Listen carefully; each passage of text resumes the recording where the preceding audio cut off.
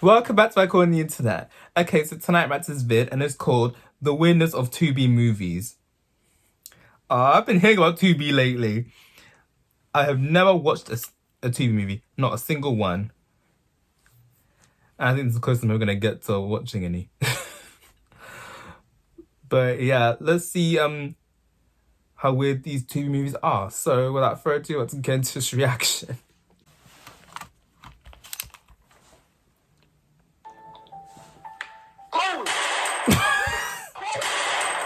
Oh my word. Ha! This giving me light skin Nollywood. What the fuck is this? Remember these Nollywood movies and their ridiculous CGI. I can't. If we continue. Movies. A magnificent visual art form that can show the riveting story of one's life or journey. They can display the harshness of someone's struggles and the beauty of someone's rise, conveying emotions that whenever I see them on screen, I can't help but feel the same way the character is feeling on screen. Not only that, they can introduce you to a new world that is entirely detached from our reality that I'm almost always engulfed in. I think that's a beautiful wonder about movies. They can spark out emotions from me that I just can't get from any other media. But what kind of deep emotions does movies like this spark for me? What the fuck?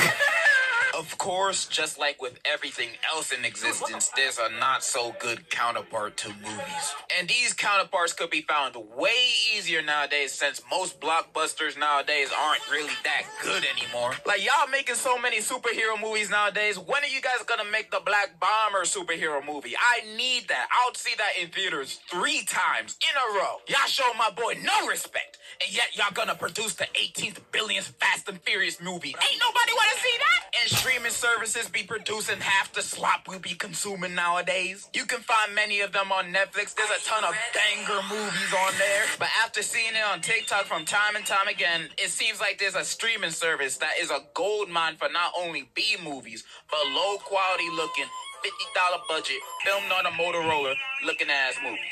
Tubi. And when finding this out, my curiosity got the best of me. I needed to see this. And when I checked it out, I was not only amazed, but I was perplexed on how amazing these movies are. Some of these movies will make Martin Scorsese reconsider what true cinema is. And this bitch is sitting on my living room couch. You the only one with a key. What are you talking about? Tiffany the doll. Boy, I don't even know what you're talking about. I haven't been there in weeks. Where the fuck did she go? Tubi, if you ain't know, is a streaming service like the others, but unlike them, out of their original catalog, they have great works of arts like Bad Cat, Mary Finger Kill, and Shark Side of the Moon. You know, absolute classics that everybody knows. But outside the originals they produce, Tubi also has a big catalog of B movies. Not the jazz one, but low budget and indie movies. It has a whole bunch of films made by everyday people like you and me, since anybody can make a movie nowadays. If you got a camera, you can make a movie. The thing is, a lot of these films don't look the best, or sound the best, or even make sense half the time, but that's okay. These people made and created a movie that they're so proud of that they released it to the public for all of us to watch. There's no better accomplishment than that. I'll be talking about one movie today, and that movie is titled Love Beat the Hell Out of Me. And today, I'll be going through and over these movies, just so you guys can see a glimpse of what I saw, of what Tubi has to offer. By the way, this ain't sponsored by Tubi. They ain't paying me jack to do this. But if a Tubi exec is watching this, my pockets are open. Just like how my pockets are open for today's sponsor, War Thunder. War Thunder No. is comprehensive vehicle combat. What you waiting for? Download War Thunder now. It's free. Whether you got a PC, PlayStation, or Xbox, you can get it. Use my link in the description and download it now. All right, let's get this started. I gotta go to my BBL appointment later. So the movie I'll be talking about is Love Beat the Hell Out of Me. Now, I'm not sure this movie is trying to be a sequel or a remake to the 2000 movie with the same title starring the original War Machine, but honestly, my research ended there. I ain't watching both movies. The movie starts off with the beautifully done studio logos and title card with some MF Doom song playing in the background. I don't know, I've only heard them. doing it. Okay, why start off a movie with a sex scene? Why? You instantly make it awkward when I'm with my family. Anyways, our two characters, Renee and Antonio, are happily married. They got a kid and they're doing fine, I guess. Then we cut to Antonio's job at his office and he already acting like a demon. Nigga.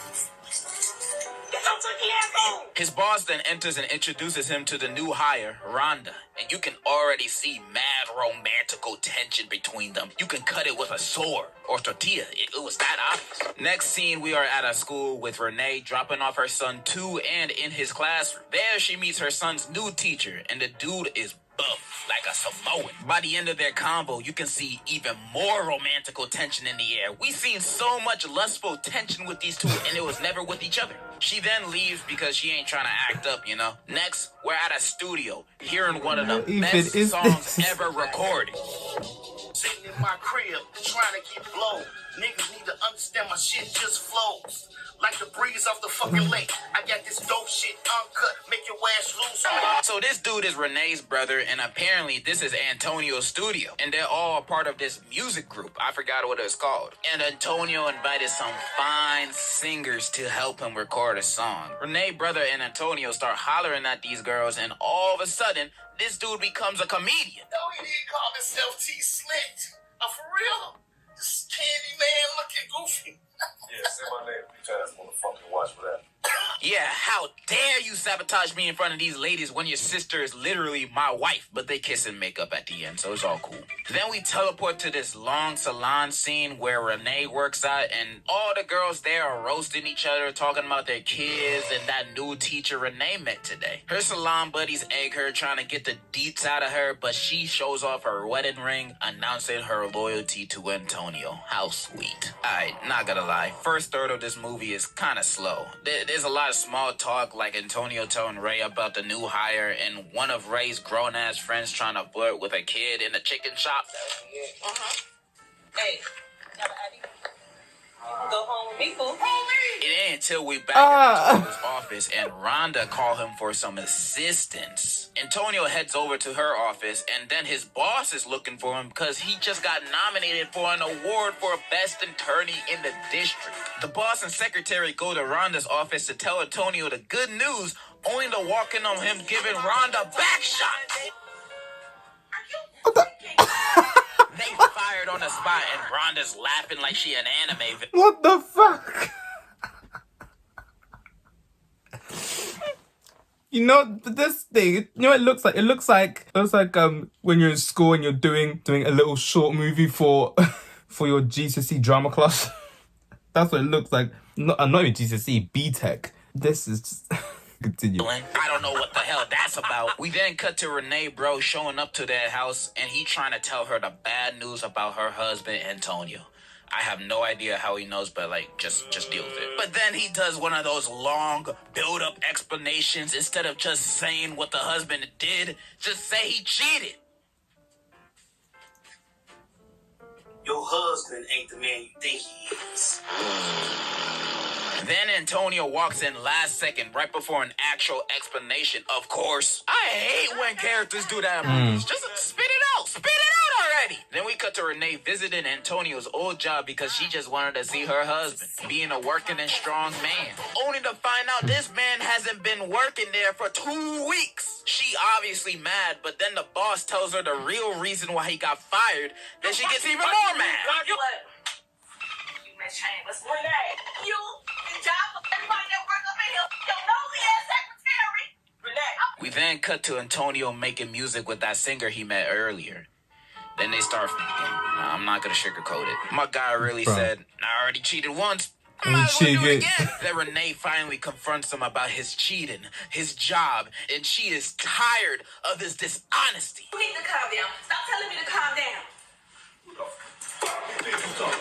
What was this? This man just starts going Chris Brown on her and starts chasing her with a gun like he John Wick in the most intense What on earth is scene this? I've ever seen in a movie. This man just starts I going. think the point of these is to make it look real, but this looks so unrealistic. That stage stuff weren't real. That no, this is actually bad. It's laughable. And I didn't watch the whole movie. Bruh, let me see that again. And she is tired of this dishonesty. You need to calm down. Stop telling me to calm down.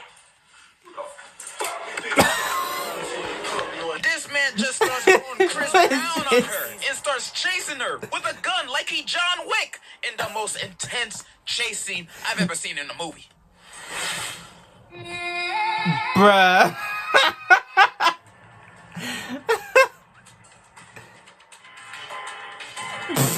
Not Oscar proud, bruv. Nah. She falls and he brings her back home and threatens her, saying, "You better not leave me, or I'm gonna go crazy." And he's also a crackhead now, I guess. Next scene, her brother show up and sees her face. Super worried, he asked, "Who did this?" And she's like, "Antonio, but we're not together no more, so there's nothing to worry about." But he wasn't having it, and he was gonna deal with it on his own. Bro waits for Antonio to pull up out of his car to drive by his ass. Ooh. Hey, Antonio, you been beating on my sister? Yeah, that's my wife. Fuck her. That's your business. That's my business. Don't take that from me. Get the fuck off my sister. And in Antonio's dying breath, he licks his lips and then dies again. Can't be seen having chapped lips around a hose. Then we cut to his funeral, which is mad empty. Not even his son showed up. Nobody liked this nigga, I guess. And Renee crying like he ain't just beat her ass 5 minutes ago. Renee then goes to see Antonio's mother. When after seeing Renee's scars, she said she always feared this would happen to her. Turns out Tony's father was also a cheater and a beater. And Antonio got his bad habits from his daddy. She begs for Renee to leave Antonio, but Renee says she can't leave him because he threatened her. But we was just at his funeral. He dead now. What are you gonna do? Slap you from the grave? Like, that's just ridiculous. Tony's mom then recommends her to at least leave the house while he's still there. And then she proceeds to think about her son's teacher that she spoke to for like 30 seconds. I didn't know you guys had that kind of relationship already. Anyways, we go to the next scene at night to the singer girl appearing to be catcalled by some random homeless dude. Only for him to be Antonio? I thought this man was dead. What the hell he doing back? First time I saw this scene, I thought it was a flashback or something. What in the soap plan? You got the ones that bring people back from the dead. You're dead. You died. I can't. This is ridiculous, but it's highly entertaining. So yeah, I'm gonna continue. Let me go back real quick while I'm at. Dude, only for him to be Antonio? I thought this man was dead. What the hell he doing back? First time I saw this scene, I thought it was a flashback or something. But nah, he's alive. He's alive. So what was that funeral about? Some Mr. Robot dream sequence or some shit? How is he not dead? I mean, from what I found out later on in the movie, he ain't from Wizards of Waverly Place. So how he came back to life? In the movie, never explains this. He's just alive again and homeless now. What? My personal theory is that he has the same powers of Kenny from South Park. That's just me. Anyways, he confronts the girl about her not answering his calls, but she ain't having it with his drug problems because he's a junkie now, I guess. He gets mad and is about to smack her, but then she pulls out the blicky on him. Miko. He slowly backs away from her and then notices someone he knows in the alleyway. I know you. What do you want, man? It's his dealer, and he begging for more compound beef, but he got no money. So he offers to do whatever she wants. What is They this walk wig? away It looks together, like and he my transitions grandmother's to wig. A montage of Renee becoming a stronger woman who don't need no man. We then cut to her packing her bags to move out, and while packing, Renee's friend frantically comes in the room. Renee, phone call. We need to go get Antonio now. Get him for what? Like I said, we need to go get Antonio. And she does one of those things where she don't explain why she has to do it. She just says, "There's no time." Like, nah, you gotta explain why I need to save my abusive husband, because I will never be in the mood for that. Renee eventually agrees to go, and as they looking around for him, they pull up to a trap house, and then her friend like, "Nah, let's just get out of here and call the police. This place ain't safe." But Renee's like, "Nah, he my husband." Nigga, you leaving him. Both of them go inside, and Renee's friend starts tripping for good reason, saying again, this ain't safe because there's literal junkies walking around, and why we doing all this for him? Him! Then Renee says, Look, I just need to know. I just need to know what he's been up to. No. No. He had a crack house. That's an obvious obvious signs to know what he's been up to. Renee's friend is spitting wisdom while Renee herself is spitting dumbasser. Anyways, they find Tony and he acting like his usual self ever since he died. Antonio!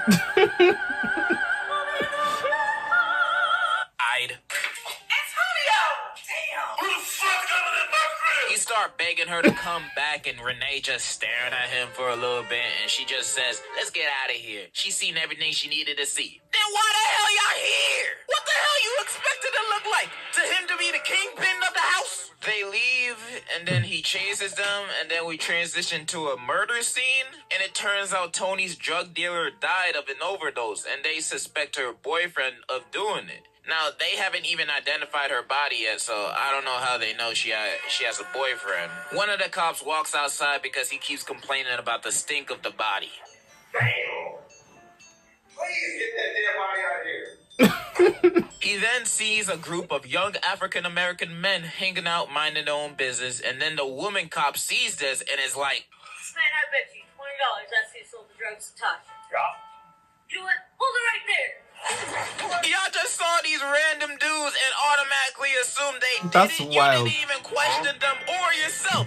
You just went after them without no evidence. Like, damn, this movie's more realistic than I thought. But this one knows karate, so movie logic, I What the guess he fuck? did. And that's the last we hear or see anything related to that, so what was the point? We cut to Antonio walking to Renee's house, begging some more, but Renee is really done with him this time. He tries to beat her ass again, but she's a strong, independent woman now, so the self-defense training came in clutch. She then tells him she going to church, so if he coming, he can come. He says, yes, I'll go anywhere with you, and enters the car with her, which I don't know how she comfortable with this man being in her car after he literally just tried to knock her out like he was Tyson. They enter the car together, and that's it. That's the end of the movie. That's it. Yep. But it has one of those, though I'm hopeful, yes I am hopeful as today. And this, so that automatically makes this one of the best movies I've ever watched. Now, what are my thoughts on this movie? I thought it was pretty gosh darn entertaining. Sure, it had its mishaps like having a slow first 20 minutes, but overall, I freaking loved it. And I'm never gonna judge the acting of these types of movies. I think that just comes with the Tubi package.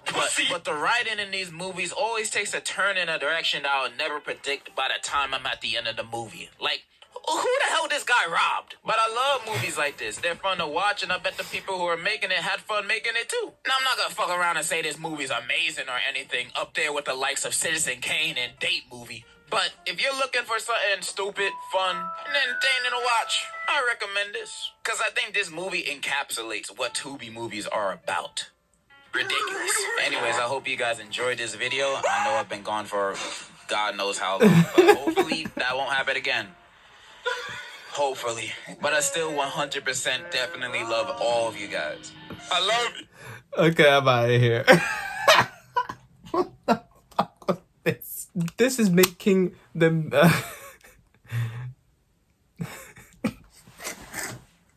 I don't know where we're going with this. It's making them B-Tech plays for drama look like masterpieces. Because this is just. Nah, this is just killing me. This had me weak, bro. Nah, it's reminded me of this time. I'm trying to think, what year was this? This was at least 6 years ago, like 5-6 years ago. When I saw, I blame my nan for this one. I used to visit, and they'd be watching these Nollywood movies, which the plot probably was something meaningful.